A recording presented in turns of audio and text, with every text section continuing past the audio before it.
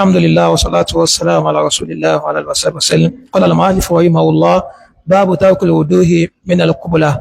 قال أخبرنا محمد بن مثنى عن يحيى بن سعيد عن سفيان قال أخبرنا أبو روك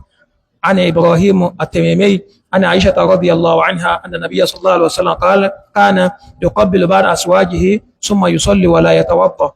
وقال أبو عبد الرحمن: ليس في هذا الباب حديث أحسن في هذا الباب،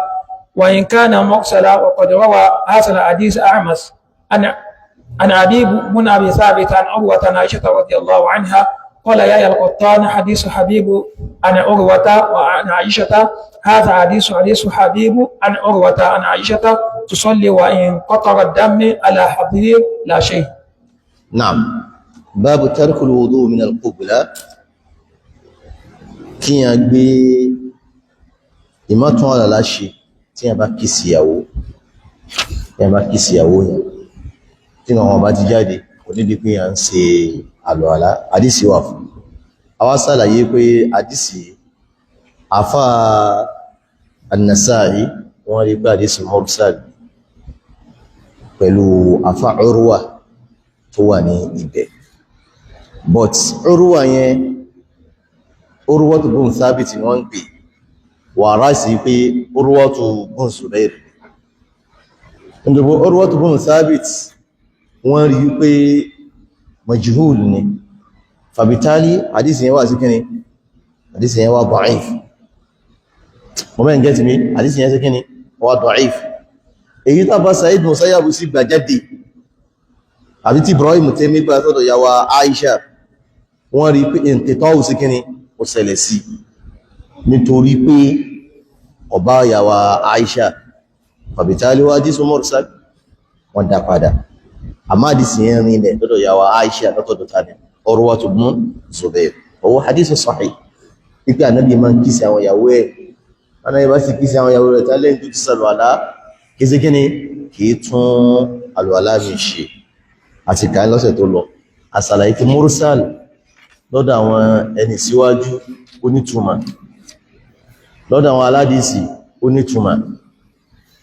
lọ́dọ̀ àwọn aládìsì àdìsì tán pè ní mursal òun làdìsì tó jẹ́ pé tábìí gbé lọ sọ́dọ̀ ànábì Muhammad sallallahu alaihi wasallam wa mursal. tábìí yóò bá nábì láyé, ma rafa'u tabi'iyyun ila nabi, àdìsì tábìí fi sọ́dọ̀ ànábì direct, aw ma duna tábìí, àbẹ́ni tó bá kéré sí tábìí. ìgbà ànábì sọ báyìí, bá ànábì láyé, àwọn sàábì kan ló bá láyé, àwọn tí wọ́n bá sàábì ló tún bá láyé. ó gbọ́dọ̀ dáúkọ wọn, gbàyò tí dáúkọ wọn yẹn a lè gbàdí sí ẹwọlé. ló fi jẹ́ pé mursal la yuhtajju bihi inda al-muhaddithin. èyàn àkọ́kọ́ nù, ìtumọ̀ alákọ̀ọ́kọ́ nù. ìtumọ̀ ẹlẹ́kejì tó máa lo mursal fún òun ni gbogbo àdísì tá bá ti gbéyàn kan kú mẹ́. ó lè jẹ́ pìlẹ̀, ó lè jẹ́ àárín, ó lè jẹ́ parí, tàbásà ti já ẹ̀ǹkan kó mẹ́ mọ́rùsálù. àwọn usuliyun àtàwọn fuqaha àwọn náà máa ń lò àdísì mọ́rùsálù. wọ́n lè pè àdísì mawquf, wọ́n lè pè mọ́rùsálù. ẹgbọ́n mi, wọ́n lè pè àdísì mu'allaq, wọ́n lè pè mọ́rùsálù. mu'allaq ní gbọ́kà ti dákọ̀ ọ̀rọ̀ Ànábì direct, ní rí sanad. Imam Bukhari máa ń lò, àmọ́ Imam Bukhari wọ́n bá lórú bẹ́ẹ̀ tó bá jẹ́ pé àdísì yẹn ó dá òtù ẹ̀ pé kò ní fi síbi báàbí, kò kọ́ tún fún nọ́mbà náà àkọ́kọ́, yóò kàn fi sí headline. wọ́n bẹ́ẹ̀ get me, ọkọ̀ fi sí subordinate headline wọ́n láti pé mu'allaq. yóò wá lo sígá temorid in fi sọ fún agbẹ́dọ̀ ayé fún àmì èyí tó bá ti lo sígá tó jásímù sí in sọ fún agbẹ́ ṣúgá kẹrin àdísì yẹn wá sahih. kò kàn fẹ́ dákọ̀ sánàdù tán. mo mẹ́ get me, gbogbo ẹ̀ bá ń mursal là ń pè lọ́dọ̀ àwọn usuliyun wà ń dákẹ́ni al-fuqaha. but lọ́dọ̀ àwọn afọ́ ní usul àtọ̀dọ̀ àwọn afọ́ fi kíò gbogbo àdísì tàbá ti gé sánàdù kú, ìsídà ó jẹ́ pìlẹ̀, ìsídà ó jẹ́ àárín, ìsídà ó jẹ́ parí, mursal. ma hudifa fi rawi sawa'un fi awwal sanadihi aw wasatihi aw akhirihi. ìdápẹ̀ musa lọ́dọ̀ àwọn kìíní fuqaha. àmọ́ mursal ìkan wá ń bẹ tí Imam Shafi'i máa ń lò òun ni marasilu kibaru tabi'in òun làdí tó pé àwọn kibaru tabi'in náà bá gbà wá òun rí pé ó jà ní because kibaru tabi'in yóò bá sábé láyé bí Sa'id ibn Musayyab aw Musayyib ọba àwọn tabi'in láyé irú wọn bẹ́ẹ̀ ọ̀dọ̀ sábé ni wọ́n ti gbọ́ọ̀rọ̀ táwọn àwọn àbáwá dárúkọ sábé fún wa àti mẹ́bọ́dọ̀ sábé ló ti gẹ́ni ìdánfò wà hujja gbogbo sábé sí rí kí ni wọ́n udul ni Imam Shafi'i fi máa ń lo mursalu pẹ̀lú kó jẹ́ kíni ní kìbárì kíni at-tabi'i bẹ́ẹ̀ gẹ́tì mi èyàn bá wọn àmájì sí rẹ̀ lọ́dà náà Muhammad sallallahu alaihi wasallam àti sàlàyé lọ́sẹ̀ tó lọ àfẹ́pẹ́ ní ibẹ̀ ni ipé ànábì sallallahu alaihi wasallam a máa kí sí àwọn ìyàwó ẹ̀ lẹ́yìn ìgbà yóò sì kíni yóò lọ kírun òtún tún àlọ́láṣe a ní àfáwà Yahya Qattan ó ní hadith Habib an Urwa hadith Habib látọ̀dọ̀ Urwa látọ̀dọ̀ Aisha wa hadith Habib an Urwa an Aisha la shay'a ó ní kò sẹ́fídẹ́sì mẹ́ because wọ́n rí pé Urwa bẹ̀yẹ kìí sí Urwa tó bọ́n Zubair àwọn rí pé Urwa tó bọ́n Thabit ni waras Urwa bọ́n Zubair àwọn afá aládìsí gbà jáde ọ̀dọ̀ Imam Ahmad àtọ̀dọ̀ Abu Dawud àwọn dárúkọ kí ni Urwatu bun Zubayr so tí ìdánù wá hadithu sahih so tí ìyàwó Aisha ní pé tusalli irú wọ tó bá kí sí ìyàwó rẹ̀ tusalli wà máa kírun wa in qata'a damu ala hasir kọ́nà tó wáyé pé ẹ̀jẹ̀ ń dá sí kíni sí rí ẹni that mean ni pé ma wájú tó bá kí sí ìyàwó rẹ̀ tí kan wá jáde láàrẹ̀ tí a fa gbàgbé tí a wá Aisha gbàgbé rò náà lóṣèlú باب الوضوء مما فجرت النار قال أخبرنا إسحاق بن إبراهيم قال أنبأنا إسماعيل بن عبد الواحد قال حدثنا معمر عن الزهري عن عمر بن عبد العزيز عن إبراهيم بن عبد الله بن قارث عن أبي هريرة رضي الله عنه قال سمعت رسول الله صلى الله عليه وسلم يقول يتوضأ مما مست النار. hadith kan wá wípé bàbá jẹun tí wọ́n fi iná sí ká má ṣàlùwàlá hadith kan sì wá bàbá jẹun tí wọ́n fi iná sí ká má ṣàlùwàlá oníríkà tó ń fún àlá ṣe hadith yẹn fẹ́ takora wọn àmọ́ kò takora wọn nípìlẹ̀ ẹ̀sìn anábà Muhammad sallallahu alaihi wasallam ń pa wọn sábẹ́ ẹ̀lẹ́ àṣẹ pípẹ́ bá ti jẹun èyíkéyìí oúnjẹ sábà fi iná sí ẹlọ tún àrà aláṣẹ àwọn ìgbà tí Islam padà táyà ti wọnú Islam rà kò nídìí mọ́ gbogbo oúnjẹ yòówù tẹ́ ẹ bá ti sè ẹgbọ́n mi kò nídìí pẹ́ tún àlá sí ẹ ń bá wù kó sálù àlá ẹ ń bá wù kọ́ mọ́ sí kẹ́ni ọmọ sí àlù àlá àmá dìísí alákọ̀ọ́kọ́ yìí olókọ́ gbé wa wọn látọ̀dọ̀ àfáwà Ishaq ọmọ Ibrahim wọn láfáwà Ismail bin Ibrahim ọmọ Ulayy látọ̀dọ̀ Abdurrazak afá aládìsí Sahibu Musannaf Abdurrazak San'ani àwọn ni wọ́n sọ báyìí a ní pé haddathana Ma'mar ọmọ Rashid wọ́n sọ fún àwọn àtọ́dọ̀ àfá Zuhri an Umar bin Abdul Aziz látọ̀dọ̀ àfá wa Umar ọmọ Abdul Aziz a ní kó Umar bin Abdul Aziz nínú àwọn umarọ́ nínú àwọn gọ́ọ̀nà lẹ́yìn ìgbà náà tó wá jẹ́ kí minal khulafa nínú àwọn khulafa ò kọ́dà minal muluk nínú àwọn ọlọ́ba ni àmọ́ Ọlọ́run ọba ó lò sí dáadáa mọ́ sí dáadáa pẹ̀lú àníyàn bàbẹ́ ní bàbá rẹ̀ nígbà tí jẹ́ pé lọ́balọ́ba ni wọ́n ọwọ́ rí ìjọ kẹta wọ́n mọ́ mi yìí mo fẹ́ jọ lọ sí Mẹdínà ìwọ́n tún lọ kọ́kọ́ ẹ̀sìn kí wọ́n wà lábújá kí wọ́n wá sẹ́ndì ọmọ lọ sí bọ́ọ̀nà ń pè alápá gẹ̀ lọ́kọ́kọ́ ẹ̀sìn lẹ́ tó sì rí inú láti Ṣáàm táwọn ọlọ́ba mọ́ gbádùn rẹ̀ èso Mẹdínà lọ kí oúnjẹ nígbà tó wá mo wá sí ọkọ̀ mu lọ Mọ́kà lọ́dọ̀ afákìsán àbí Ṣáàmù náà ní afákìsán ni wá rí bá ọmọ tó ń rí yìí o kò sí ẹni tí bẹ̀rù Ọlọ́run ọba tóbi lọ́kàn rẹ̀ tó yà mójútó ní tó fi mú àfá ẹni lọ tó sì fìrásà náà pé nǹkan bẹ́ẹ̀ karọ́ mékì gba ọmọ yìí ní ṣe nígbìyànjú àfá ńláńlá ní ó jẹ́ kí sí wọ́n tẹ̀yẹ̀ pẹ̀ àmọ́ ọmọ rẹ̀ àgbà àwọn ọmọ ètò ṣe mú yìí bá bójú tó ìyàn ńláńlá ní ó jẹ́ ó tàfárásà ọwá mọ́ ọmọ ìlọ sí Mádínà tó sì wá mú dé Mádínà yìí pé wọ́n jọ mọ̀ ní máa kéwú ni àwọn ará Mádínà kan kí ni ọfẹ́jọ́ mọ̀ ń di Khalifa bí Umaru bin Khattab àbí ló fi wá mú wá kò kí sí eléyìí wá dàbí Umaru ẹ̀gbọ́n mi ó yí wọn tó ṣe mọ́ ọmọ ìyẹn wá sí Mádínà ó fẹ́jọ́ ọmọ rẹ̀ dà gírí ni gẹ́bí Umaru náà níta ọgbọ́n rẹ̀ sí Ṣáàmù wá mú sí Mádínà ọfẹ́jọ́ dàbí Mádínà ẹ̀ tí wọ́n kò kí lọ́mọ rẹ̀ wá jẹ́ èèyàn lálá àníyàn kí ẹ máa change ẹ̀ ó bá ti dà wọ́n fi Umaru bin Abdulaziz ọmọ ẹ̀ ó fi sí Mádínà ọmọ ìyẹn wá bẹ̀rẹ̀ sí kéwú ọ̀dọ̀ láwọn ọmọ ọ̀dọ̀ get me wọ́n mọ̀ bá yá ọrún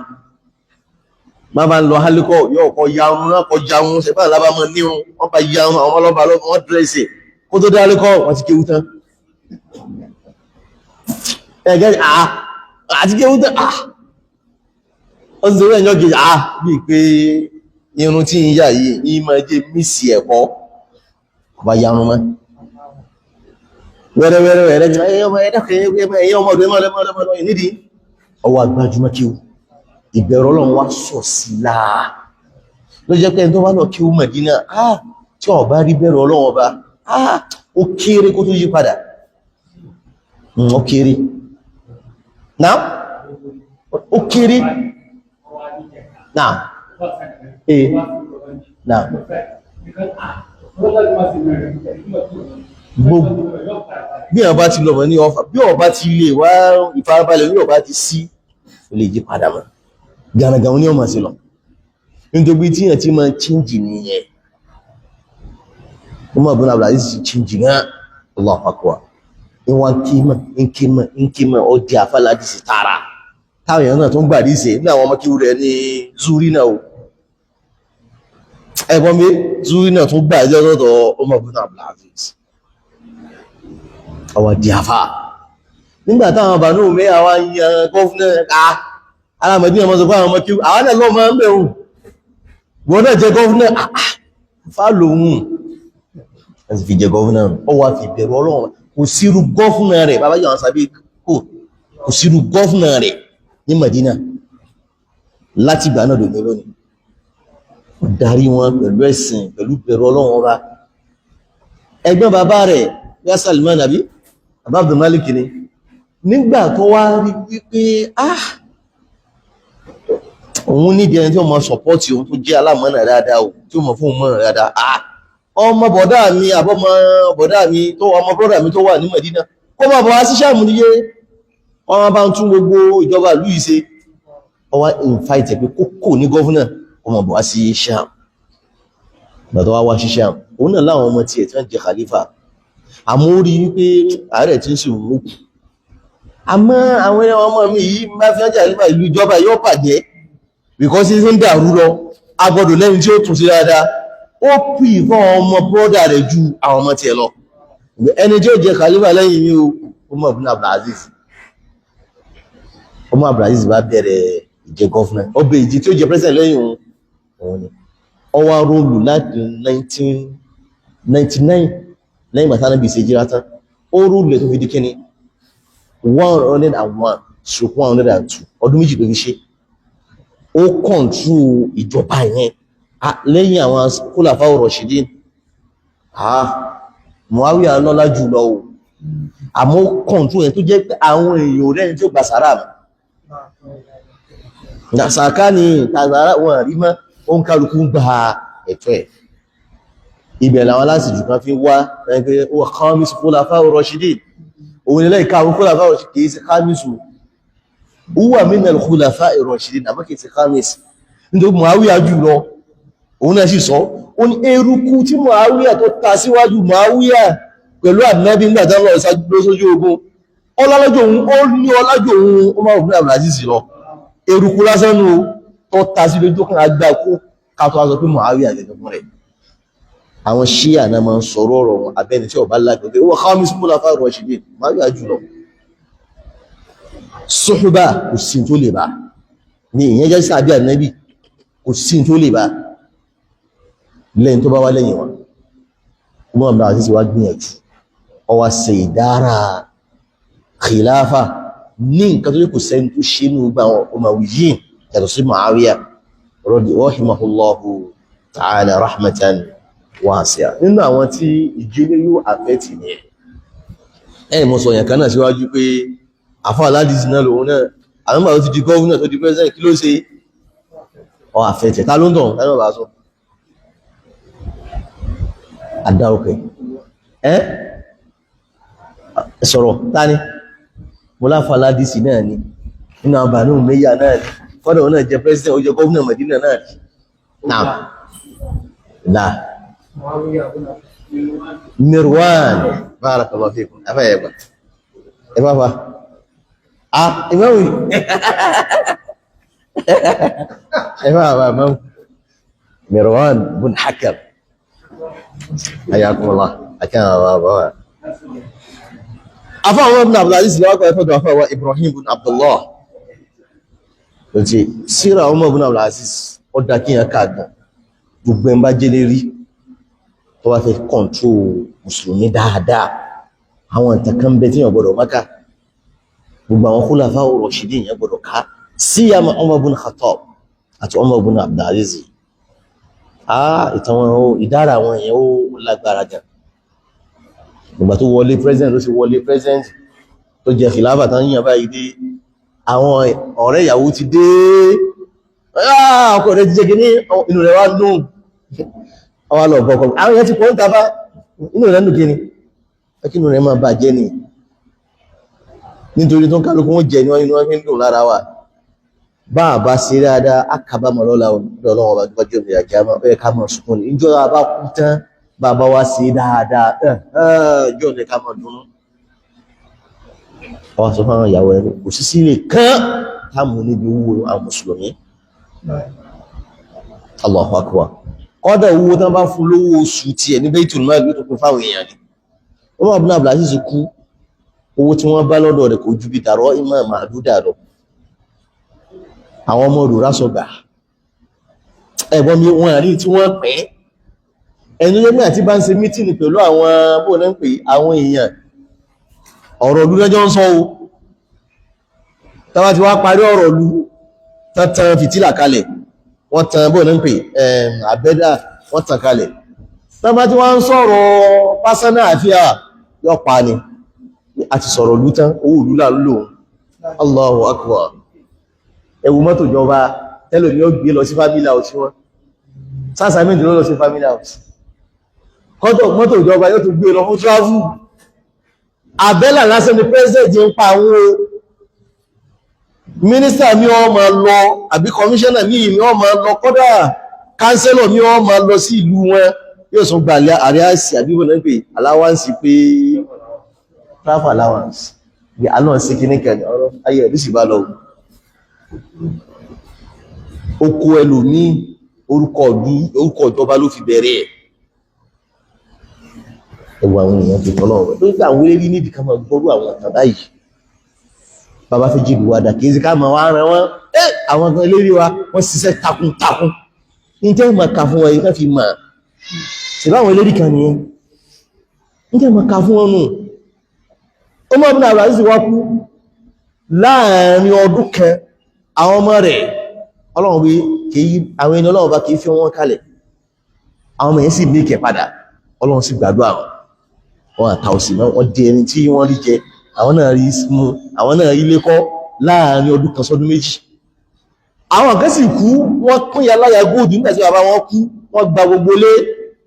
láàrin ọdún méjì náà ni gbogbo góòdù ń sì kẹrin tán wọ́n á dẹ̀ tí tọrọ jẹ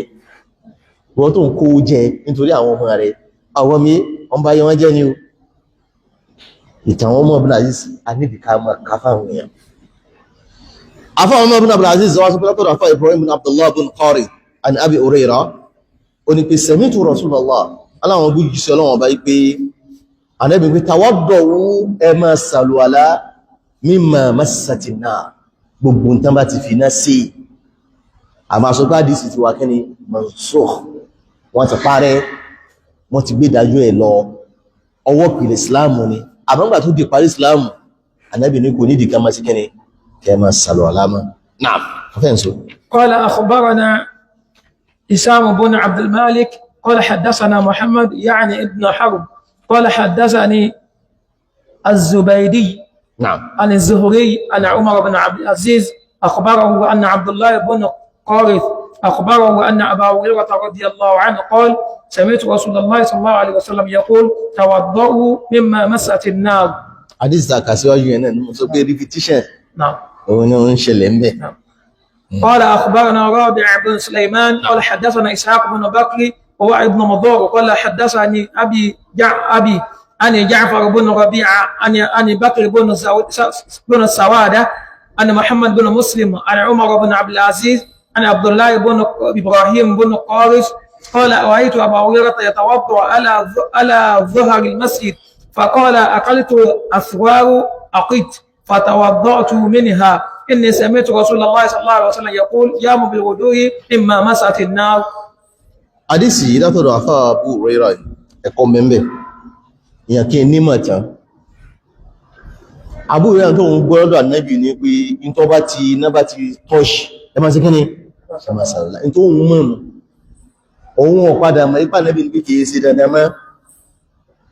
in tó ń wá ń ṣe fáá tánàbì fi kú nù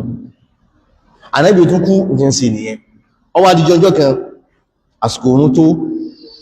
bí wọ́n ti sàrọ̀lá mọ́sálásí tẹ́lẹ̀ ọwá gbé oúnjẹ kan fún àfiwárò act ọwá jẹ́ nígbà tó wá jẹ́ tẹ́bà ìdí ọwá bó sí di mọ́sálásí àsìkò òun fẹ́ tó tán òun ní máa ń kírun fún wọn báyìí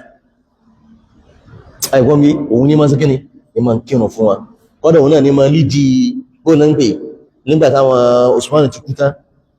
òun ní kírun fún wọn òun náà ní sì máa ń kírun ìdí fún wọn láwọn nǹkan òfin mọ́ta sọ pé ráyà bú rírà nù ọ̀sì tẹ̀kìbíràtù méje ní táwọn sàábé dákẹ́lé lérí tí wọ́n takú níbi ìrun ìdí wọ́n ti mọ̀ táwọn ẹni ṣe láyà Nábì nìyẹn ẹ̀gbọ́n mi ẹ̀mí ráyà kẹ́rẹ̀ lẹ́sẹ̀ ní bídí àwọn ẹbá ṣe méje ráyà bú rírà ní sáàbù rírà bídí àdá lòun náà mú tẹ́jú ní ẹ̀mọ́tẹ́ ń sọ Abu Hurairah ń ṣe gbogbo àwọn sàábé dákẹ́ ìmáàmù òun ni Ìmáàmù Mádínà Abu Hurairah yóò wá fẹ́ kírun fún wọn ó wá tún bọ́ sí eré òkè mọ́sálásí pẹ̀lẹ̀ mọ́sálásí báyìí ó bọ́ sí eré òkè ó wá lọ sálọ alábẹ́ ìgbà tó wá sálọ látán àwọn àgbẹ̀ Abu Hurairah sí òsì sáwọn lájá ní ẹ̀ tó wá fi lọ òun jẹ nǹkan ni ìgbà tí mo wá jẹ nǹkan tán mo wá rí pé tí mo jẹ iná ti jó òun sì bọ́ àdáwọ̀ sálà yìí pé ká máa sálọ alá gbogbo tán bá ti fi iná tọ́ọ̀ṣì tá bá ti jẹ òun lọ sí ẹ̀kọ́ méjìlá kọ́mẹ̀ ẹ̀kọ́ alákọ̀ọ́kọ́ ni pé báwọn èèyàn bá ní kọ́lọ́fín ká ṣàlàyé ara wa kíláàsì wọn ẹ̀kejì ni ẹ̀kejì táàrí ń bẹ̀ ni pé ìyẹn lè sàlọ́lá mọ́sálásí bìkọ́ ẹni tó sàlọ́lá lókè òkè mọ́sálásí ìdájọ́ kí ni mọ́sálásí náà ẹ̀ tó bá jẹ́ wípé ìsàlọ́lá mọ́sálásí kò ní dọ̀tí mọ́sálásí mamẹ́sàn bò wá o tí wọ́n bá ti darí báyìí nì tí wọ́n táìsẹ̀ báyìí tó jẹ́ kí ni ibi tá yẹpẹ̀ yàn fẹ́ sàrò àlàlà ẹjá kó tó bá kóhun tó ń lọ síta tó bí ó sì rán bọ́sẹ̀gbẹ́ kan sí kí ni sàrò àlà kò sí láì fi ń bẹ̀ Allahumma illa tó bá jẹ́ pé omi yẹn yóò máa dálẹ̀ àwọn yóò máa yọ àbí yóò máa dálẹ̀ yóò dọ̀tí mọ́sálásí ìgbà yẹn ní òtún ní sí kí ni kò lè sàrò àlà ní mọ́sálásí lẹ́gbẹ̀ẹ́ mi ìbàyàn àbáyé máa lè yọ yàrá láti bẹ̀ kò lè sí kí ni kò lè dá sí láì fi bẹ̀ ntáwọn sàábí ànábì Muhammad sallallahu alaihi wasallam tí wọ́n ṣe nìyẹn. Naam. قال أخبرنا إبراهيم بن يعقوب قال حدثنا عبد الصمد بن عبد الوارث قال حدثني أبي حسين بن معلم قال حدثني يحيى بن أبي كثير عن عبد الرحمن بن عمرو بن أوزاعي أنه سمع مطلب بن عبد الله بن أنطر نعم يقول قال ابن عباس أتوضأ من الطعام أجدوه في كتاب الله حلالا لأن النار مسته فجمع أبو هريرة حصى وقال أشهد عدد هذا الحصى أن رسول الله صلى الله عليه وسلم قال توضأوا مما مست النار. نعم سيري من يكيمته bá fà bá sì mistake ẹ̀wọ́n mi èyí wọ́n sọ pé àfà àwọn sí kíni àfà àwọn olùlẹ̀ olùlẹ̀ ní tó wọ́n mọ̀ máa ló sí kíni sọ̀rọ̀ ló fi sin ọlọ́run mẹ́bà correct ni wọ́n bá gbé evidence yìí bí àwọn bá sì gbé evidence yìí èyí wọ́n wá di pé àwọn ẹ̀kọ́ rí láàrin afáwà Ibn Abbas àtàfáà àtàní Abu Hurairah ti dún yí pé àní tó wọ́n mọ̀ ọ̀rọ̀ Ànábì ní pé gbogbo tí náà bá ti sè ẹ lọ sàlùwàlá bọ́bá jẹ mọ́ngò onírìkó sàlùwàlá bọ́bá jẹ támúrù onírìkó sàlùwàlá àmútọ́ bá ti se ń tán fi náà se ìsídà ẹ̀wà ní ìsídà rẹ̀sì ní ìsídà ẹran ní ọlọ sàlùwàlá afá Ibn Abbas wá gbọ́ afá Ibn Abbas wá sọ̀rọ̀ ìgbé àtàwàgọ̀ afá Ibn Abbas sàlàyé pẹ̀lú evidence làákàyè àwọn náà láti sí bá Nábì ní pé ìtìná bá ti jẹ́ o ìtìná bá ti ṣe o kò ní dìkẹ́ sàrọ̀ mẹ́ wọ́n mà dì sí yẹn but wọ́n fẹ́ fún àfáwà Abu Hurairah pẹ̀lú evidence làákàyè àtàwàgọ̀ tí ma tó wá sàlùwàlá míntọ̀ àmì níbi oúnjẹ ẹ̀kan àjídù fi kitabillah tí mo rí ní tírà Ọlọ́run bá pé halal ni kí n jata kí n jẹran halal ni tí ní bá ti wá jẹran tó wá tó lọ sàlùwàlá kèése bí mo jẹ náà ìwọ̀n a sọ pé ìwọ̀n lọ tún àlá sí lè anna an-nar masatu nítorí lẹ́sẹ̀ kí ni nájò Abu Hurairah ní àá láákàyè ló fi ń bá mi sọ̀rọ̀ ọba mú bẹ́ láákàyè nítorí ẹkọ́ sọ ní pé kí ni Ànábì wí tẹ́ tó wá fi lè pé Ànábì wí Abu Hurairah ní takò èmi ọmọ ìtẹ́mi mọ́ rẹ̀ Abu Hurairah sọ báyìí pé fàjẹ́mà Abu Hurairah hasọ̀ Abu Hurairah bá kó àwọn òkúta báyìí tó òkúta yìí tí ń sẹ́ orí yìí tó dá mi lójú òkúta mú kó lọ́wọ́ yìí ashhadu adada hadha al-asr tí ń sẹ́ òkúta yìí bẹ́ẹ̀ náà mo rójú sí Ọlọ́run ọba tí ń sọ yí pé tawaddu ẹ máa sàlùwàlá mimma massatina gbogbo nǹkan bá ti fi náà ṣe ní ìparọ́ náà kọ́dà mi ẹ̀gbà wá mi pé yabna akhi ìwọ ọmọ ìyá mi tí ń bá ti ń sọ̀rọ̀ Ànábì máa fi làákàyè sọ̀rọ̀ níbi ẹ̀gbà wá mi náà àti ká àdísì tẹ́lẹ̀ ní o nítorí àwọn jàmáà tí wá ní ẹ̀yìn ọdún nítorí ẹran نعم بسم الله. قال أخبرنا محمد بن بشار قال حدثنا ابن أبي عدي عن شعبة بن عمرو بن دينار عن يايا بن جعدة عن عبد الله بن عمرو عن أبي هريرة رضي الله عنه أن رسول الله صلى الله عليه وسلم قال توضؤوا مما مست النار. ثم حديث يناني. قال أخبرنا the same embassy babu repetition. نعم باب ترك الوضوء عدم ترك الوضوء باب ترك الوضوء 182 باب ترك الوضوء مما غيرت النار. نعم قال أخبرنا محمد بن المثنى قال حدثنا يحيى بن جعفر بن محمد عن أبيه عن علي بن حسين عن زينب بنت أم سلمة رضي الله عنه عن أم سلمة أن رسول الله صلى الله عليه وسلم أكل كتفا فجاءه بلال فخرج إلى الصلاة ولم يمس الماء. نعم أنا لا تدو أسواجني زينب وما أم سلمة وبسلو حبشة شنجت يبان إنغا تمام سيجي الله náà ọmọ tí wọ́n bí ọjọ́ ọmọ ilẹ̀ lábọ́wá tàbí sáyé áfíríkà ẹmọ mi àwọn sàábí tó gbé ọmọ lábọ́wá ni ọ́ àmọ́ áfíríkà náà sí kíni nàbí wọ́n ṣe iná gbìyàn nígbà tí wọ́n ṣe jíra alákọ̀ọ́kọ́ abẹ́lẹ̀ kejì lọ síbẹ̀ alákọ̀ọ́kọ́ náà ni alákọ̀ọ́kọ́ ọkọ̀ lọ sí ìlú habasha sáyẹn pé jíra méjìlá wọn sàábí lọ sí habasha ọpọlọ àkọ́kọ́ wọn láwọn ará Mákà ti gbà sílámù wọn padà ìgbà tí wọ́n dé wọ́n rí pé irọ́ ni ṣẹ̀gẹ́sì wọn padà mí àmì ibi alákọ̀ọ́kọ́ yẹn ni wọ́n bí ta ni nàbí Zainabu wí sí Zainabu pẹ̀lú inú ọ̀dọ́ ọlọ́wọ́ bá Ànábì ló sọ lóko Zainabu Barra náà pẹ̀ Barira ni wọ́n pẹ̀ bí Barra Ànábì ló fún ní Zainab látọ̀dọ̀ ìyá rẹ̀ tí jẹ́ Salama anna Rasulullah ipe Ànábì sallallahu alayhi wa sallam akala katfan ó jẹ ẹran ó jíjì kẹran báyìí Ànábì láìkẹ̀ Ànábì jẹ́ faja'ahu Bilal afáwà Bilal wá dé pé Ànábì àsìkò oorun tító fa kharaja ila salat Ànábì sì lọ kírun straight walam yamassa ma'a Ànábì ò tún àlásì àlàró tó ti ní tẹ́lẹ̀ yẹn tó fi jẹ́ran yẹn a sì mọ̀ pé iná kí náà fi ṣe ẹran kí náà fi ṣe ìfẹ́ ń sọ fún wa pé láti ọ̀rọ̀ Ànábì ò sí kíni Ànábì ò tún àlásì máa ló fi jẹ́ pé àfá àgbọ́dọ̀ mọ́ náà síkù ó sì gbọ́dọ̀ mọ́ kíni mansukh tí wọ́n bá mọ méjèèjì sọkúsọ ní ọmọ sọ tí wọ́n bá mọ méjèèjì sọkúsọ ní ọmọ sọ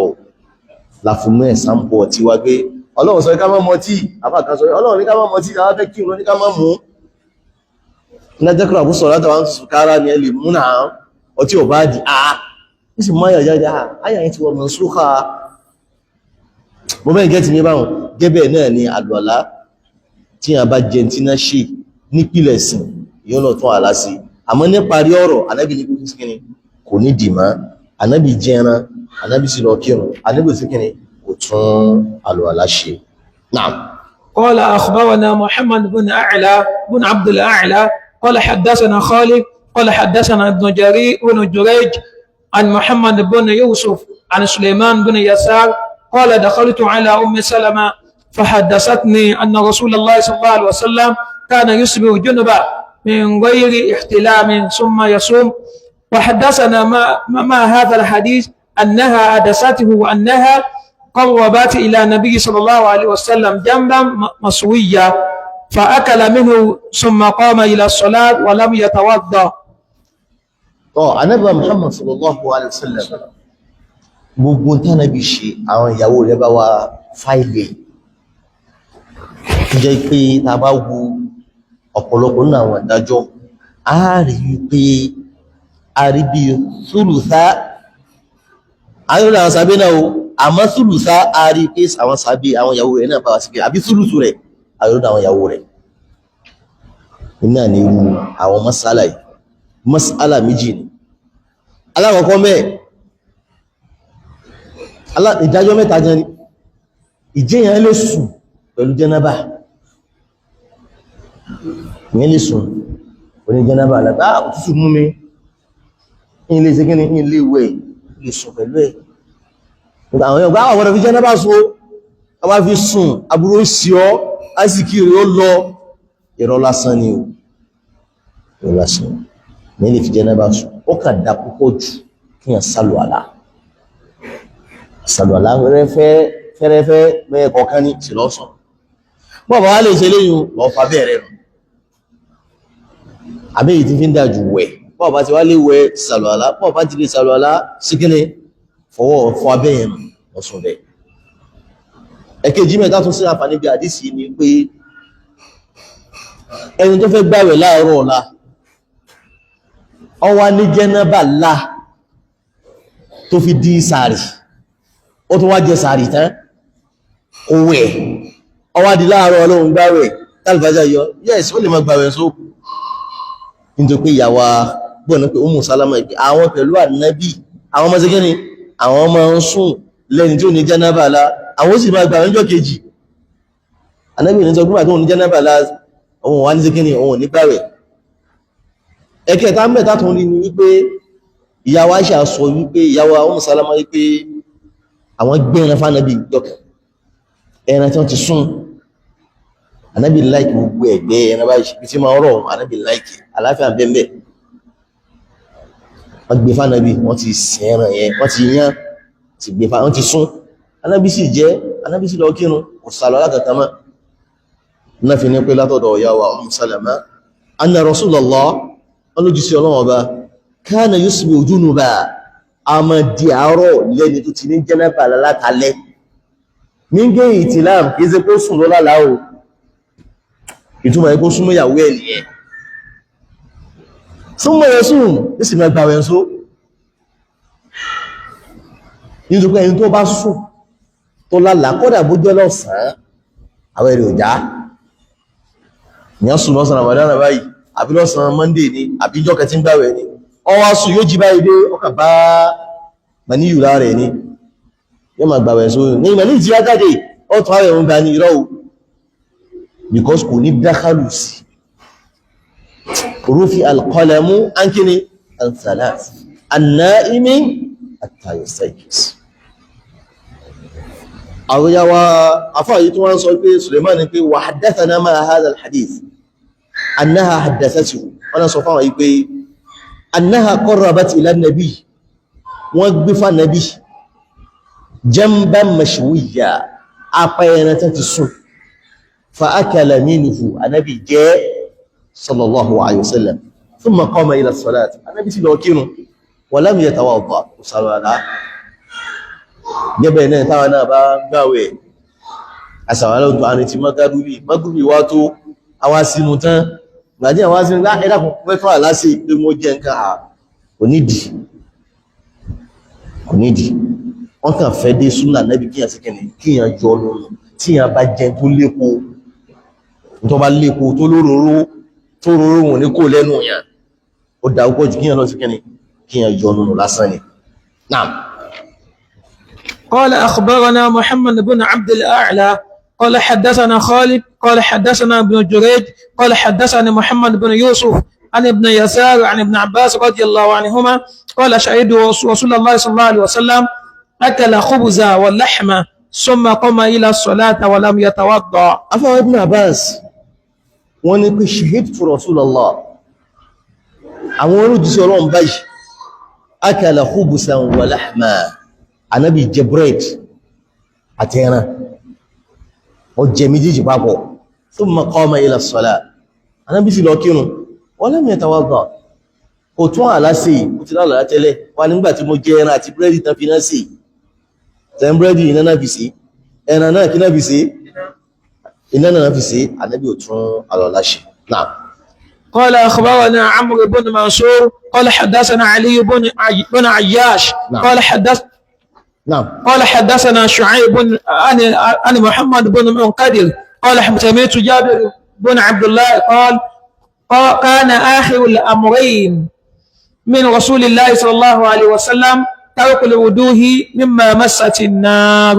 eléyìí ló ṣe wá parí ọ̀rọ̀ yányán tí fi ń sọ fún wa pé lóòótọ́ ni nípìlẹ̀ ẹ̀sìn bí wọ́n bá jẹun tí wọ́n fi náà sí yóò ṣe kíni yóò tún àlá sí àmọ́ parí ọ̀rọ̀ yóò ní ṣe kíni wọ́n ni bí kana akhiru amrayn ìgbẹ̀yìn ọ̀rọ̀ min rasulillah látọ̀dọ̀ sí Ọlọ́run ọba tarkul wudu kí yàn má tún àlá sí mọ́ mimma massatin nar ìtàbà ti fi náà ṣe yóò ní sí kíni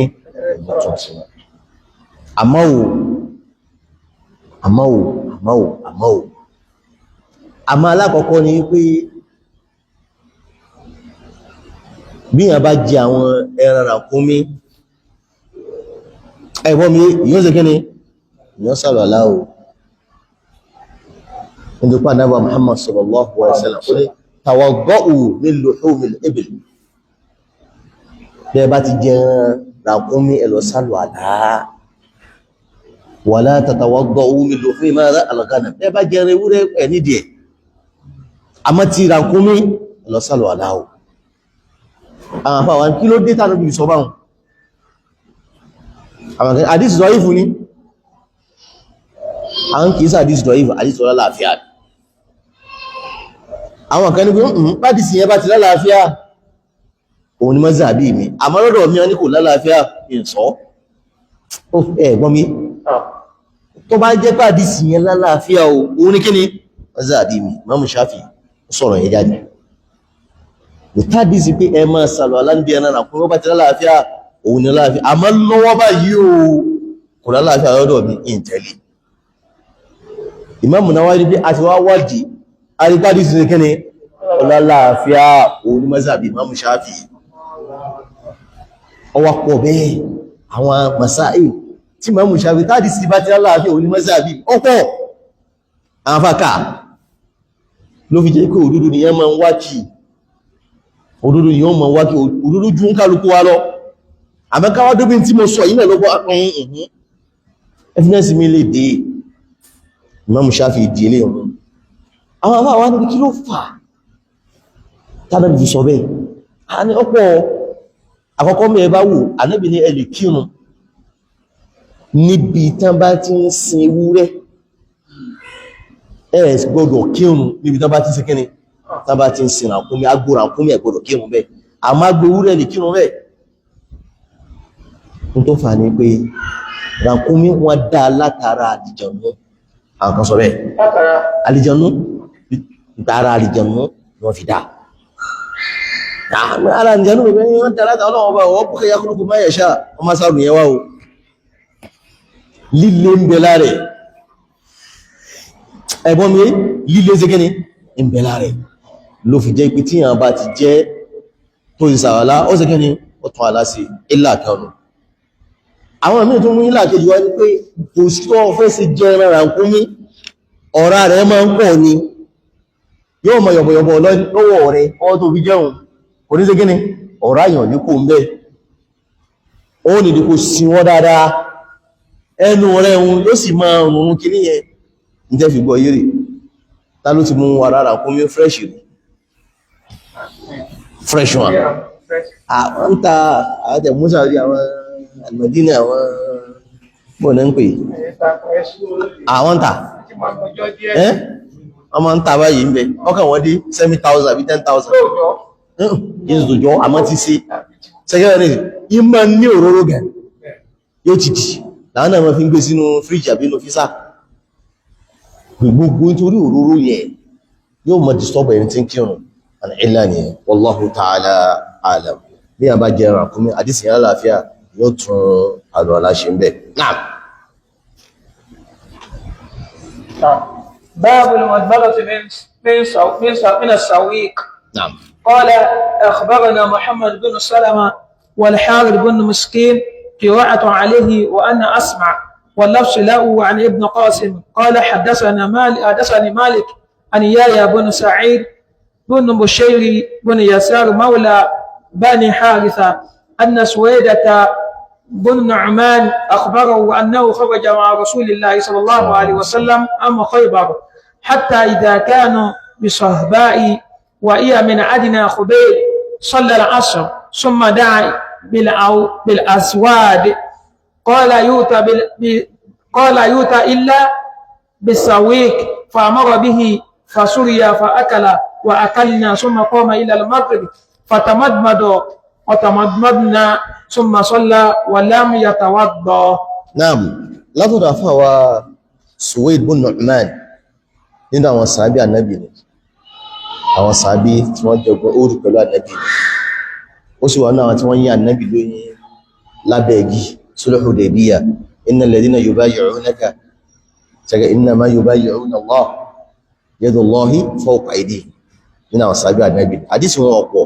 àmọ́ wà náà àwọn sàábí annahu kharaja ma'a rasulillah aláwọn jáde pẹ̀lú ànábì ama Khaybar lọ́dún Khaybar ọdún tó fẹ́ lọ jagun Khaybar hatta idha kanu bis-sahaba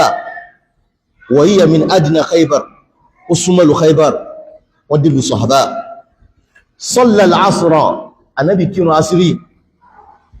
thumma da'a bil-azwaj anábi wá rí pé àwọn kan ló ń jẹ ẹgbọ́n mi àwọn kan ló ń jẹ láàrin àwọn sàábí mọ́ àwọn ẹlòmí oúnjẹ tí wọ́n kéré ẹwù Islamu dáàmì ẹ̀sùn kálukú gbújẹ ẹ̀wá àwọn agbóúnjẹ wá ọya ẹkùnjẹ fún kálukú wá ó ẹ̀gbọ́n mi níta ń pè ní cooperative fún kálukú wá ká ma gbégbé rọrùn kìí ṣe pé ọmọ ẹgbẹ́ wa nìkan náà láyá lówó pẹ̀lú ọgọ́ lápàdé ọmọ sílé yìí abẹ́ni tí ọba gba fọ́ọ̀mù abẹ́ni tí ọba ti léye báyìí àdẹ́bẹ̀ wọn kálukú ẹgbóúnjẹ wá wọn agbóúnjẹ wá ọya ẹ̀pín fún kálukú wá kí gbájọ jẹ àwọn mẹ́kí mọ́ sí ńgbà kan nígbàtà wà ń skú ya gbogbo jẹ wá àjọ jẹ papọ̀ kọ́dẹ̀ tó gbé gàrí wá àjọ jẹrẹ sí wa wapọ̀ ẹ̀kọ́ Islam yẹ kíyàn kan má fi lè pé wọn ò gbádùn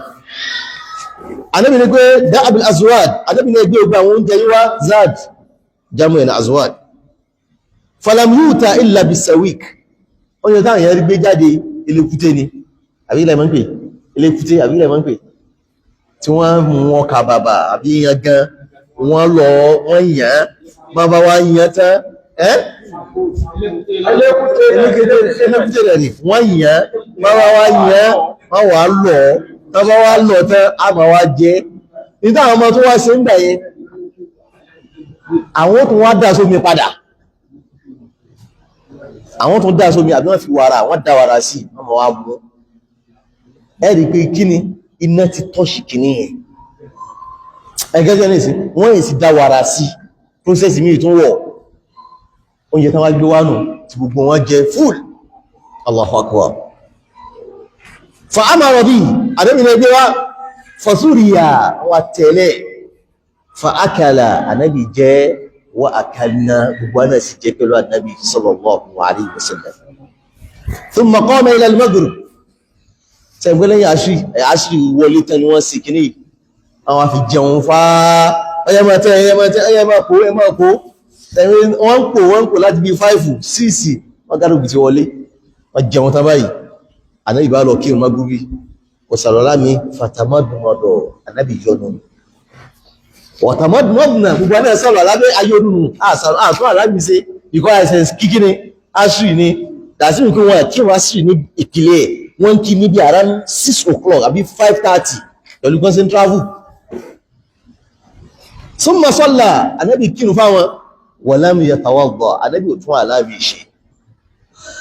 láàfin tí yàn bá jẹ nǹkan kí yàn sí kí ni kí yàn yọrùn lásán ni tó bá jẹ́ kó ní òróró àbó ní epo ní ọba yìí ṣe náà kò sí láì fi mẹ́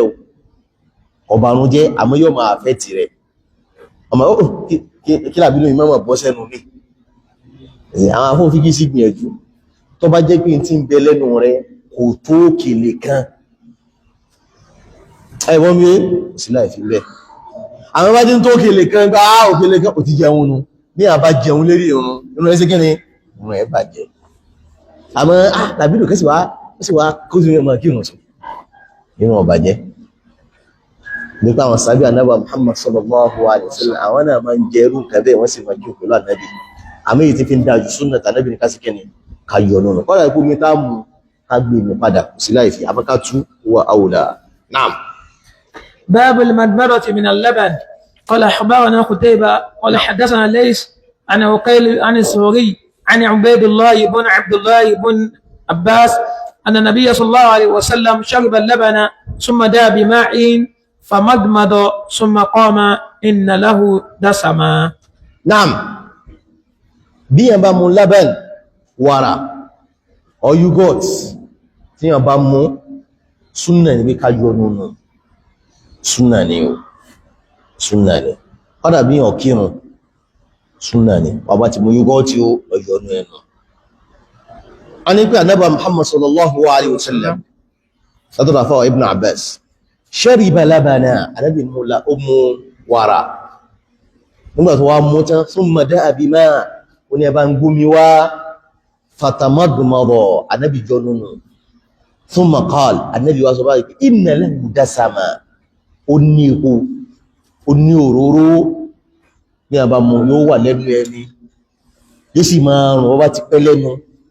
yóò sì máa stay mọ́ kí ni èyí islam ẹ̀sì tó sì mọ́ ní ọ̀n báyàn sọ̀rọ̀ àwọn gbóòrùn aláyẹ̀ ẹsẹ̀ múlá báyàn tán ni èyàn ní tì ní ẹ̀ èyàn ká ẹ̀tì kún nìyẹn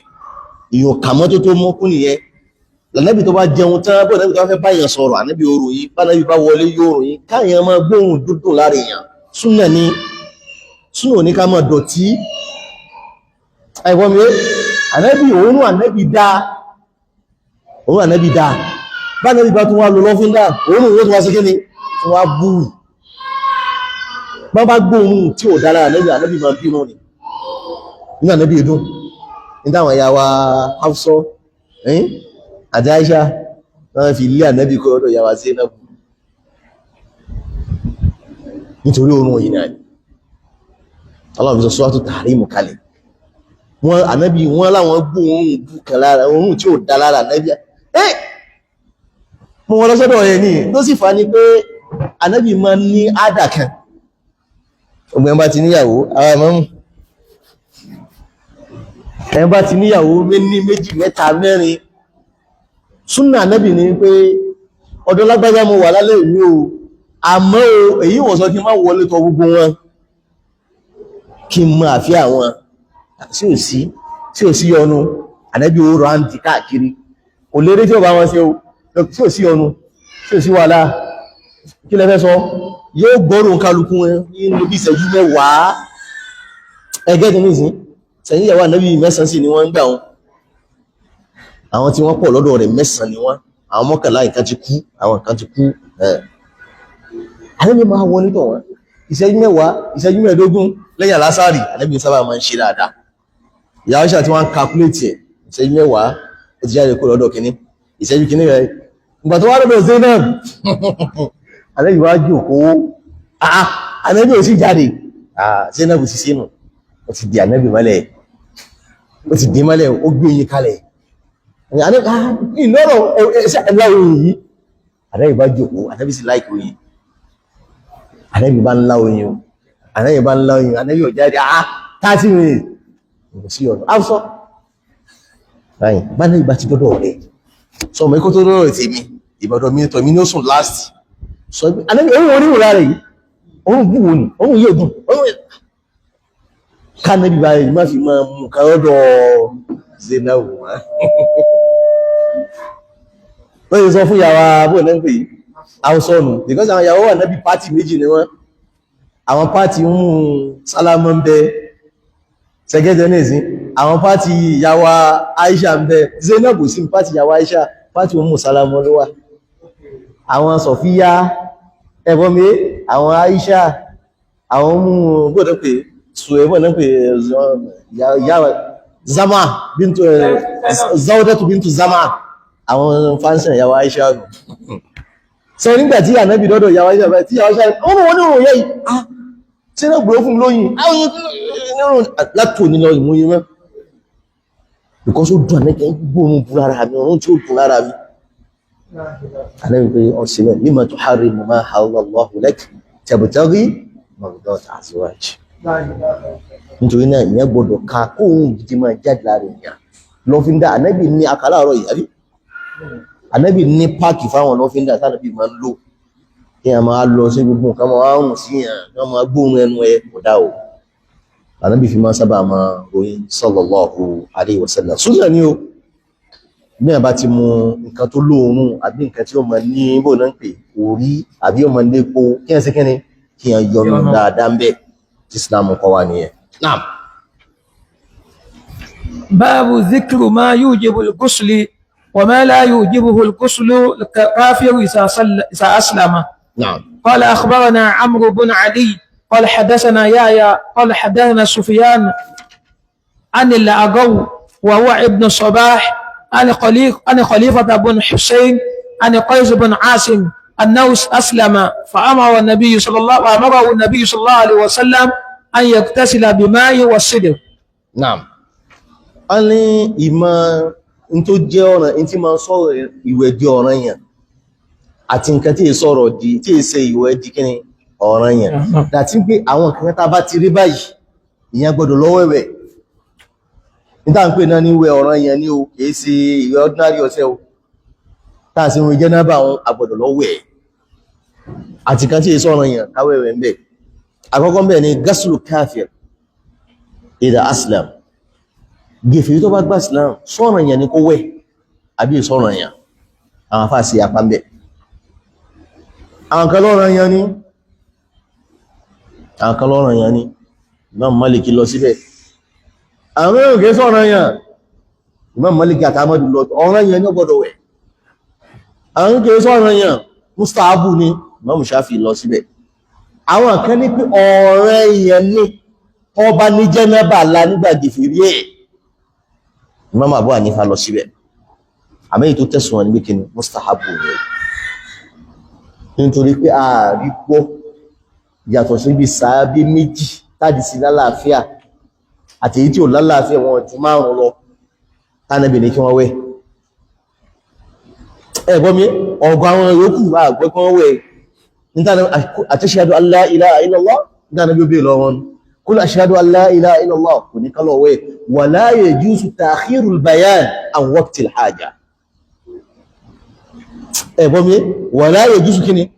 tó wáyé pé ọ̀rọ̀ yẹn nìkan wẹ̀ ní àníbì òní sọ kò ní lọ lára nítorí náà kìí sí ọ̀rọ̀ yẹn nọ́mbà fẹ́ ní kéèsì kíni lẹ́sí nọ́mbà túlás alátọ́dọ̀ àfáwà kéèsọ̀ Asim yìí nínú àwọn tí wọ́n ní sùúrù yìí wọ́n sì ní farabalẹ̀ wọ́n wá pẹ̀lú àwọn jàmáà wọ́n gba Islam annahu aslama òun náà bá gba Islam fa amarahu nabi anábì wá pa láṣẹ pé an yaghtasila lọ́wẹ́wẹ́ ọ̀ranyàn bímá wẹ́ pẹ̀lú omi wọ sídìr fi sídìr náà sí o ní ti dáadáa because Islam ló gbé mọ́tò tó wá o ẹlòmí ewé o ní àwọn alábáwá tẹ́lẹ̀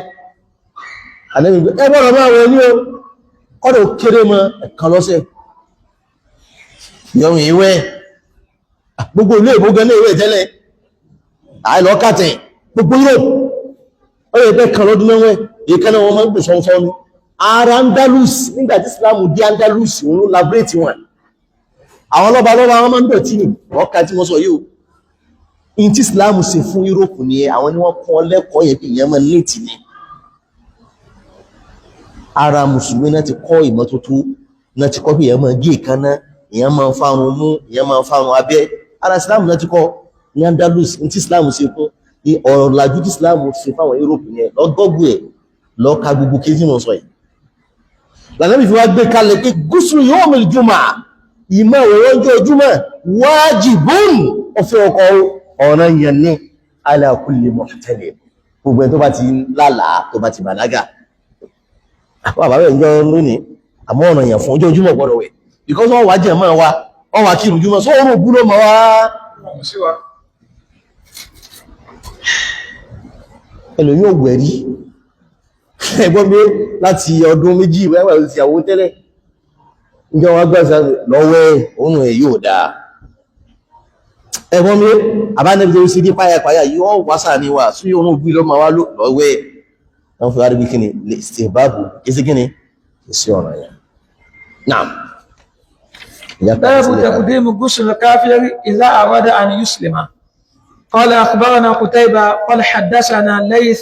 عن سعيد بن أبي سعيد أنه سمع أبا هريرة رضي الله عنه يقول إن ثمامة ابن حسال الحنفي انطلق إلى نجل قريب من المسجد فاغتسل ثم دخل المسجد فقال أشهد أن لا إله إلا الله وحده لا شريك له وأن محمدا عبده ورسوله يا محمد والله ما كان على الأرض وجه أفضل إلي من وجهك فقد أصبح وجهك أحب وجوه فقد أصبح وجهك أحب وجوه أبى الوجوه كلها إلي فإن خيلك أخذتني وأنا أريد العمرة فماذا ترى فبشره رسول الله صلى الله عليه وسلم وأمره أن يعتمر مختصر نعم أنا أتدعى وفاة أبو هريرة إن ثمامة صحابة النبي كان ينجبه ثمامة ما أثال أو ما يقول أثال الحنفي أراد لي أو حنيفة أو أنا كان ينجي حنيفة طبعا بس صار نبي أبا بس نسبة ري من بعد يفعيلة أبومي أبي فعيلة تيسي توني معتل توني إلا لاني توني أعرف إلا لاني تيسي جاء مضاعف جابي حبيبة تيسي به طبعا بس نسبة ري ندا ماراي أجواني كني فعلي حنيفة كده ما جاء حنفي أبومي جهينة كده ما جاء جهني مدينة kí ló wọ́n jẹ́ Madani sọ́rọ̀ fún un but ìtí mo wá fẹ́ lò mẹ́ ni mo fi sọ ẹ mọ̀ ara wọn ní ìfẹ́ sí nísìlẹ̀ wọn sí Madina jọ mi ọmọ wá pé al-Madini afá alì al-Madini Madina yàtọ̀ ní o Madina nẹ́bì ní original one gbogbo ètò wà ń bá sílá àbúwà mísọ̀ tó ń pè ní al-Madina ẹgbọ́n mi èyí wọ́n fẹ́ fi sí ìyàtọ̀ ẹ̀ tí èyí bá ti ṣe Madina títà nẹ́bì wọ́n máa kí wọ́n ní kí ni al-Madini Madina náà ni Madina kan bẹ Misro Madina kan bẹ ní Basra tọ́bí al-Madina al-Madina àbáwọ̀ ará àgbóró àwọn al-Madini rẹ̀ ẹ̀yin bá dáwí rẹ̀ tẹ́sì pẹ̀lá inú ẹ gbọ́dọ̀ dákọ̀ kí ni àwọn Madani ẹn tí ń bá ń gbé lú ànábì ní kí ni Madani náà ẹ́ kọ́dà ẹ̀bẹ̀ gbé bẹ̀ náà gbogbo àyí náà Madani bàbá Imam Madani ni èmi náà Madani ni ọlọ́sẹ̀ iná rẹ̀ al-Madani al-Madaniyun náà a ní pé intalaqa ila nakhl qarib min masjid Sumama yìí ó lọ síbi igi kan àwọn igi làbídùn nakhlatu làbídùn kan nìyẹn igi làbídùn kan nìyẹn tán bá ti pọ̀ ní kí ni nakhl ẹ̀bọ́n mi gẹ́ bí tamaratu làbídùn kan nìyẹn ìgbà tó di jámọ́ orí kí ni tamur mọ́ bẹ́ẹ̀ gẹ́ sí mi àmọ́ bá ní pín nakhil làbídùn kan náà lòun náà àmábòrí náà a ní pé Sumama yìí kí n gé kúrú Ànábì sẹ́ndì àwọn ọmọ ogun lọ ní ẹ lọ sí sáìdì Egypt àwọn kan bá wa jà ń bẹ̀ Sumama yìí sì máa ń bá àwọn mùsùlùmí jà kan iṣẹ́ tó wá lọ wọ́n bá rí Sumama pẹ̀lú àwọn ọmọ ogun ẹ̀ wọ́n jà Sumama yìí wọ́n ṣe rí òun náà mọ́nu àwọn kìí ṣogun ló múra inú ọ̀sẹ̀ ó múra ni àwọn gẹ̀fì náà mọ́ sí ó múra nígbà ìmọ̀ká mọ́ bẹ́ẹ̀ gẹ́ ti rí pẹ̀lú bẹ́ẹ̀ wọ́n bá jáwó wọ́n sì rí mú bá eléyìí àmúdọ́dọ̀ ànábì ní àníṣe ànípa àwọn amú lọ́sẹ̀ mọ́dọ́dọ̀ ànábì ní sallallahu alaihi wasallam ànábì kan wò báyìí ní pé tí wọ́n náà kọ́ yìí oníbẹ̀ ni mí náà ni in qatalta bọ́bá ló pa mí qatalta dha dami ọkùnrin tẹ́jẹ̀ rẹ̀ wé wa in afawta tó bá ló sàbújúkò fún mi afawta ala shakir ẹni tí ó dúpẹ́ fún ló sàbújúkò fún wa in turid mala tó wẹ́kù wọ́n ló fẹ́ tó tọ́ọ̀hù á fún ní gbogbo tó bá rídì àbúrẹ̀ àwọn gbọ́wà igi ta ní ọ̀pá wọ̀ yìí tẹ́lẹ̀ ìwọ̀ yìí ẹjẹ́ rí ò ní kàtí ó sì fún wa kánẹ́bí gbowó rẹ̀ jẹ́ ẹ̀bọ́n mi kánẹ́bí gbowó àbíkẹ́ gba ọ̀rọ̀ ọkùnrin lọ́wọ́ rẹ̀ ràkúnmí rẹ̀ wé lọ́dọ̀ tí wà ju ẹ̀jẹ̀ rẹ̀ lọ àárín kan jẹ́ orí náàrù masaki àwọn ta jẹ́ aláìní tàwà ní mọ́sálásí ànẹ́bì agbójí nípa ànẹ́bì sọ̀rọ̀ fún ẹjọ́ mú kí ní wákà wà jẹ́ oúnjẹ ànẹ́bì ṣe kalẹ̀ ànẹ́bì tó rọrùn bóò ní Sumama ó tún sọ bẹ́ẹ̀ fún ànẹ́bì ṣe kalẹ̀ ẹ̀sùn mọ́ mọ́sálásí kọ́ mọ́ rí ń tàǹsì ìwọ̀n ń wò báyìí ẹ̀kọ́ mẹ́mẹ́ o gẹ̀fẹ́ ilé wọ mọ́sálásí o mọ́sálásí haram nìkan náà lè wọ àmọ́ mọ́sálásí wa tó bá fẹ́ kẹ́kọ̀ọ́ lọ́dọ̀ ó lè wọlé ó fẹ́ tún jìnì sí ó lè wọlé Ànábì ní ẹ̀sùn mọ́ mọ́sálásí kọ́ mọ́ owó tá ń ṣe tánàbí sí kọ́ àyẹ̀ lẹ́kọ̀ọ́ tí ń ṣe bá wọn hùwà tí ń ṣe pa wọn láṣẹ Islam wọn ń wọkàn gbà kọ́dà ìyàn kan bó ní pé ìjùbẹ́ ìbò ní mọ́tẹ́m ó ní pé òun ká kí Ànábì níjọ kan ní Ànábì kan ka Suratu Tur òun lójú òun gbá Ìsìlámù Suratu Tur lásán lọ́gbọ́ ẹwà wo èyàn àfá àwọn kírísítẹ́nì ó wà sí wíwá sí ẹ̀tùn ma wá sọ̀rọ̀ kòtòkòtò kàrẹ́dẹ́ ká Kùránì fún wọn kẹ́ bá wọn sọ̀rọ̀ ẹ̀tùn ma rẹ̀ àbátẹ́ẹ̀ẹ́ ṣe yìí kìsílá ìdílẹ̀ ọlọ́lọ́mọ ẹ̀yẹ ìyẹn ti wá gbọ́ wà sí wá kí ẹ sọ dúdú ọ̀rọ̀ kó gbọ́ kọ́nà bẹ́ẹ̀ bá ní bá yí ẹ bá ìrọ̀ yín sọ̀rọ̀ kó mọ̀ lọ́rọ̀ pàtàkì lẹ́ sọ ẹ ma wá gbowó bàbá kiri bàbá wa James kẹ́rin lè fi dá sí Ànábì ò sí bẹ́ẹ̀ Ànábì lè sọ kó mú wá láti jẹ́ ìyá Ànábì ògbó lọ́rẹ̀ wọ́n náà gbọ́n tá à ń sọ fáwọn èèyàn ìjọ́ kìíní ìjọ́ kejì ìjọ́ kẹta Ànábì kan wọ́n rẹ̀ pé ìyẹn yíyọ Ọlọ́run fi ní ìṣẹ́ ń wojú rẹ̀ yìí ilé yọ gbá Islam ẹ tú kalẹ̀ Ọlọ́run fẹ́ lọ wẹ̀ wọ́n sì túkalẹ̀ nù wọ́n lọ túkalẹ̀ báyìí dé ọlọ́wẹ́ ọwá dé padà ìtàn Ànábì ìtàn wọ́n mọ́ dàbí pé fọ́ọ̀sì mi ashhadu an la ilaha illallah wa ashhadu anna muhammadan rasulullah ní ti fi gba ìsìlámù láti jẹ ìtànù wọ́n dàbí nígbà tó rí ìdá ló fi gba ìsìlámù ó ti wá fi mí kalẹ̀ ọ̀pá mi ó sì ń gá fún mi ìmìnà wá gba ìsìlámù báyìí radiyallahu ta'ala àni tánàbí ṣe bá wọn lórí ẹ̀yìn àwọn amọ́tẹ́yìn ti rí gbogbo owó kan báyìí Ànábì gbági fi sọ́dọ̀ ẹni tá a bá rí kí ó change ẹgbọ́n mi àwọn mọ́lẹ́jì ẹ̀ wàláyà mọ́lẹ́jì ẹ̀ tí ó fi gbọ́ ó yàtọ̀ sẹ́ni tí ẹ̀wọ̀n eléyìí ò lè gbọ́ àwọn ní dàmú ara wa ìjọ kìíní mọ́sálásí Ànábì ní máa ń sùfà ìjọ kejì gèfèrí ìjọ kẹta ìwà nìyẹn ìwà nù mọ́nájì nìyẹn tí ó dàrú ẹni tá bá sọ̀rọ̀ tí ó gbọ́ ìbàjẹ́ pọ̀ láàrẹ lóòótọ́ àmì ìta ń bá sọ tí ń fi kalẹ̀ fún wa díẹ̀díẹ̀ sí máa fi kalẹ̀ fún wa nìyẹn o ìyẹn kanu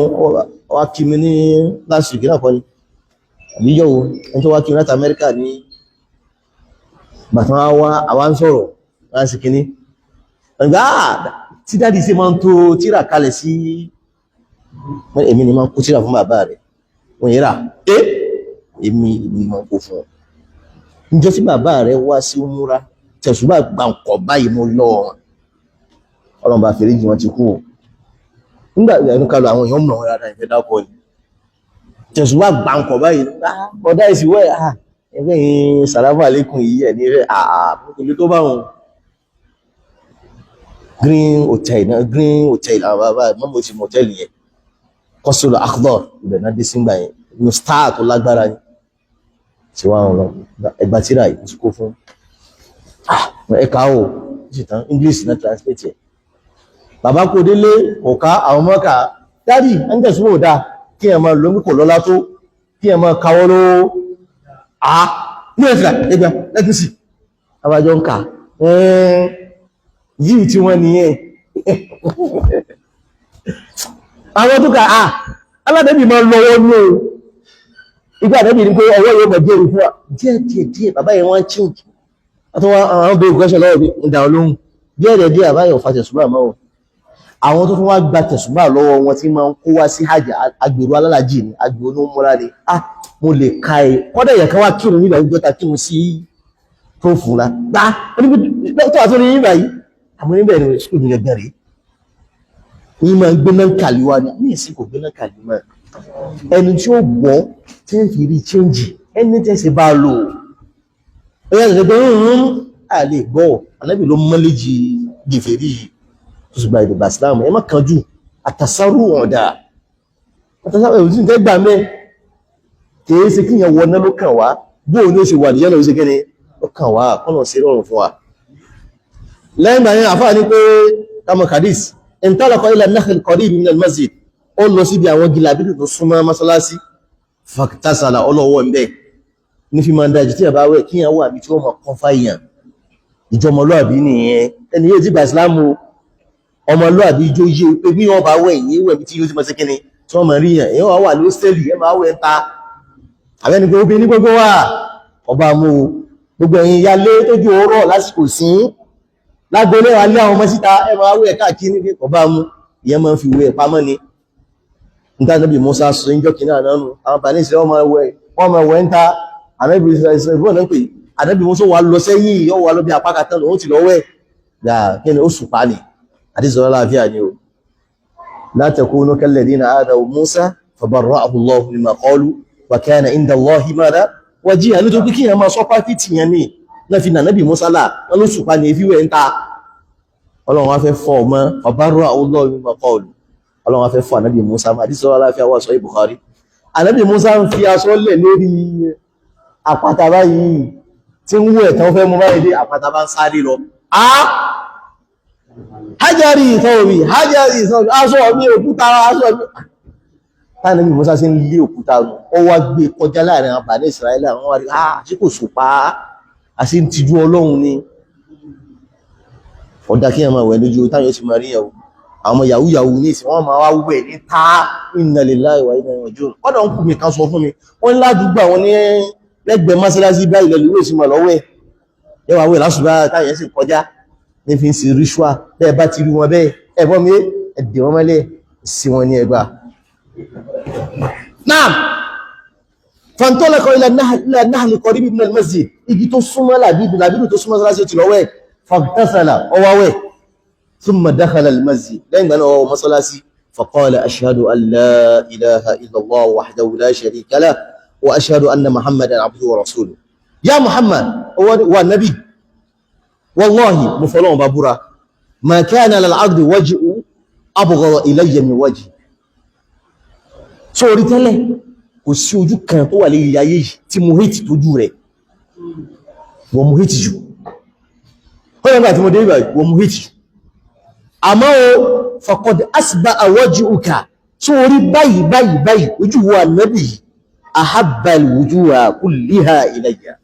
ojú wa Ànábì mú nífẹ̀ẹ́ sí jù lọ na'am wa inna khaylaka wa Ànábì wà lọ́mọ akhadatni àwọn ọmọ ogun rẹ̀ khaylaka àwọn ọmọ ogun ẹ̀sìn náà ni àmọ́ kìí ṣẹ̀sìn náà gbà lérò àwọn tọ́gbọ̀n ẹ̀sìn ni akhadatni wọ́n mú mi wà náà orí umra mo fẹ́ lọ sí umra ni o fàmádà tààrọ̀ bóò ní ṣe wá sí wa náà bí báyìí ààrẹ lọ pé umura rẹ̀ ma bá umura lọ wà á ti mú l'ajjá wal umrata lillah ẹ pé umura fọ́lọ́hun ma bá umura rẹ̀ tó ó sì lọ sí umura lóòtọ́ tó sì dé Mẹ́kà báyìí dé Allahu akbar àwọn ará Mẹ́kà ti gbà Ìsìlámù ó sì báyìí báyìí wọ́n bá wọn sọ̀rọ̀ Ànábì tí ó dá wọ́n sọ̀rọ̀ Ànábì tí ó dá mọ́ sẹ́yìn pálágbára náà lòun náà ìlérí àwọn yàmámà ni ẹ má sọ̀rọ̀ Ànábì láì dá mọ́ kí ni wọ́n náà ti sọ̀bá wọ́n náà ti gba wèrè láti bí gbá àwọn ọgbà wèrè ẹ̀sìn Ọlọ́run ń gbà o wọn ọgbà wèrè mẹ́sí o ní bá ń sàlàyé fún ọ̀dà bẹ̀bá lẹ́mọ̀ bọ́ Ànábì oúnjẹ tá ń gbé fún yín ọkà bàbà sẹ́yìn pé yìí dákú ọkà bàbà yà mọ́mọ́ lámọ́ wá gbé fún yín ní fún yín mọ́ àwọn òbí ní bí àwàdà ni ó dé bẹ̀rẹ̀ ẹ̀ gbọ́dọ̀ gbóúnjẹ lọ sí ìlú Mákà ìgbà tí bí para Mákà wọn kọ̀ lẹ́tà sí Ànábì dákú bá sọ fún ìyàn rẹ̀ ọmọ gbé ọjẹ́ fún wa ẹgbọ́n mi nípa ipé ìsìláàmù rẹ̀ dáa fàmọ́lẹ̀ tàwọn Ànábì náà pé mọ́ rẹ̀ àbàṣára Rasulullah Ànábì fún ní ròdù ní pé ìsìláàmù tó gbà yìí ó rèrè ìláyé àti ṣe ìrìnàkíyàmà wà amarahu an ya'tamira Ànábì ní kọmọ lọ sí umra mukhtasar asọmaráìsì ẹni wallahu ta'ala a'lam nítorí ìjọba àsìkò tí kò ṣàbá ń bẹ bismillah now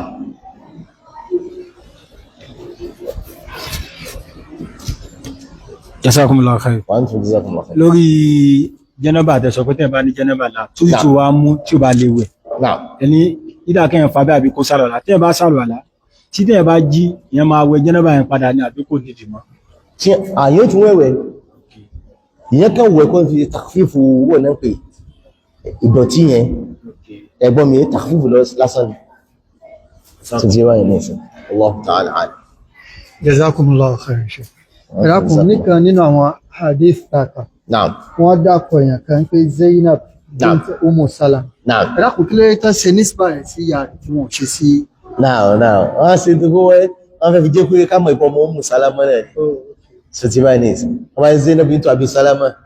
Ó lè tún jẹ́ ìlú mìíràn fẹ́ gbọ́ yìí sí. Àwọn Umm Salama àti mẹ́rin pínpín ọmọ ìyàwó Ànábì. Wọ́n á tún. Ànábì kọ́ ló rí o. Umm Salama òbí wọn fánàbí Umm Salama tí wọ́n 50 something years kánàbí tó fẹ́ so tí náà àìsàlám ẹfún wọn máì ó sọ tí èyàn bá sáláìsí tí àwọn fámìlì rẹ̀ bá ń gbé lẹ́yìn rẹ̀ ìmọ̀ ń jẹ́ sáláàrí tí wọ́n máa ń gbé tí wọ́n sọ̀rọ̀ tí ó dáa tí wọ́n sunkún tí wọ́n sáà ṣe pé yóò mọ̀ fà á tí ìyàwó fi mọ̀ bá ẹni wọn lọ́hùn ṣé tó tọ́ ni àní. Tó bá jẹ́ pé ẹni tó mọ̀ pé ìjọmọ̀ wọn máa ń ṣe ìdáhùn bá kú wọn máa ń sunkún wọ́n máa sọ kótókótó wọ́n bá mọ̀ tí wọ́n bá sọ fún wọn wọn náà máa jẹ̀yà bẹ́ẹ̀ àmọ́ tó bá jẹ́ pé ó ti sọ ẹ má sunkún lẹ́yìn ní o ẹ má máa sunkún tí ẹ ń sọ sọkúsọ o ẹ bá sunkún náà mọ̀ pé mi ìbàjẹ́ ti láì àwọn eré aláàánú wa lọ o tó bá sọ fún wọn kò lẹ́sẹ̀ tí ó gbà Allahu ta'ala a'lam náà wọ́n tún. Tí ẹ wá gbé sútúọ̀ síwájú sútúọ̀ ìtajà sàrétẹ́ ìyẹn wá gbé òkè bí sútúrọ̀ tó gùn díẹ̀ obìnrin wá fẹ́ kọjá ó wá gba orí sútúrọ̀ ń kọjá. Ó gbé rí gangan kọjá. Ó dá kọjá. Ó dá kọjá, ó ti kọjá wájú iná nù. Wọ́n bàjẹ́ nù. Ó ti lọ́dọ̀ àwọn àfá, lọ́dọ̀ àwọn mẹ́kọ̀ọ́ bàjẹ́. Allahu ta'ala a'lam. Àmì ìsìn fi ń dájú kí àfọwọ́ gbà ní ọ̀nà ọba ìṣẹ́ ní ìjọ kọjá. Wa alaikum salam.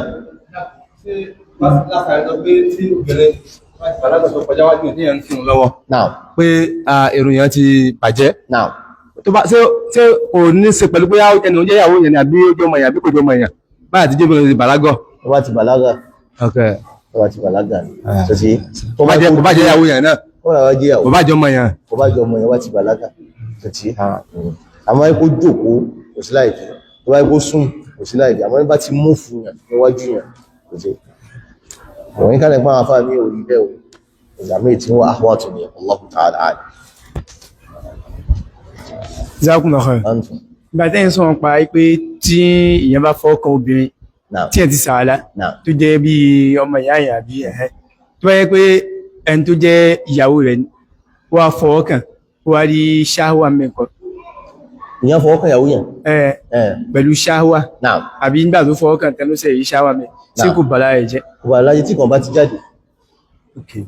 Tùtùbẹ̀ni tí kan bá ti jáde lára èèyàn kọ́dà bí yẹn ní ṣáhùwà ẹni tí ń kìsì yẹn tí ń kìsì ìyàwó rẹ̀ ṣáwó jáde ànábì kìsì àwọn ìyàwó rẹ̀ tó ti bá nìsín tí kan bá jáde ní ọba náà lájẹ́ Allahu ta'ala. Aw lamastumun nisa lamastum mẹ́rin kìí ṣe kí yàn tọ́ṣù kí yàn bá ogun láti papọ̀ tó ti lamastum tó ti bá ní mufa'ala nìyẹn mushá raka. Naam. Yẹn lè subscribe lè ka Qur'ani. Ala wa inni nuhitu an aqra al-Qur'ana wa ana junub. Ànábì náà kọ̀ fún mi kí n má ka Qur'ani tí bá ní janaba la. So ṣe ìgbà àdísì mi sọ fàálì waqra al-Qur'ani illa an takuna junuba. Má ka Qur'ani kọ́dà wọ́n bá sálọ ala illa an takuna junuba àbí tó bá ní janaba la. Ẹ̀wọ̀n mi ẹni tí ó fẹ́ sí àsìkáàrù tó fẹ́ ka Kùránì láàfá wá sí àpamẹ́ ẹni tó fẹ́ sí àsìkáàrù ojú oorun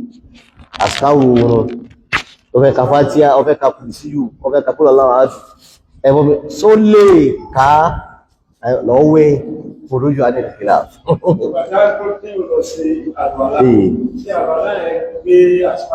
ó gbé àsìkáàrù takhfifu najasa ẹ̀fọ́ ní pé hadas ni takhfifu mọ́ra alhadas ìdọ̀tí yẹn ń bẹ láàrin èèyàn a máa fẹ́ lú ẹ̀ a fẹ́ sọ̀pẹ́sì kò gbé kó àmì a fẹ́ sọ̀pẹ́sì kó má lágbára láàrin èèyàn lànà láyé wà fún tó ti wáyé ní olè Kùránì àmì ilé sàská tó ti ní wàdí wasallam dáadé sọ́rọ̀ àti àkáni ẹ̀ kó ala kulli ahyani anábì máa rántí ọlọ́wọ́ bá gbogbo kọ̀tíṣẹ̀ tó bá wà àmọ́ bá ti ní jánábà la Kùránì wallahu ta'ala a'lam. سبحانك اللهم وبحمدك اشهد ان لا اله الا انت استغفرك واتوب اليك وانتم جزاكم